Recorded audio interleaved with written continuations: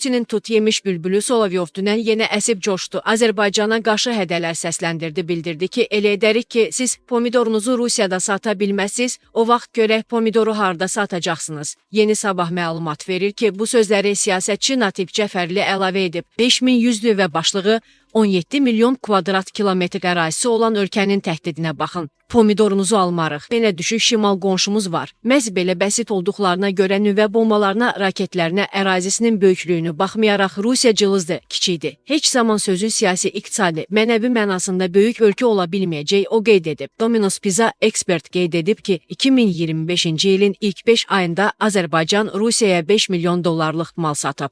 Rusiyadan isə 1,7 milyard dollarlıq mal alıb. Rusiya bizə bizim onlara satdığından 3-4 dəfə çox mal satar. Yəni ticarət onlara daha çox sərf edir. Bunu belə anlamırlar. Amma biz istənilən halda yeni bazarlara çıxmağı bacarmalıyıq. Əsasda Körfəz ölkələrinə və Orta Asiya respublikalarına ixracatımızı artırmalıyıq. Pomidor məsələsi də belədir. Ölkə olaraq bu ilin ilk 5 ayında 113 milyon dollarlıq 98,5 min ton pomidor satmışıq ki, Rusiyaya ixrac dəyəri təqribən 1 dollar 15 sentə düşür. Körfəz ölkələrində Azərbaycan pomidoru keyfiyyətində tomat yoxdur. Ortalama qiymət isə 2 dollar civarındadır. Niyə məsələn ərəblərə satmayaq ki,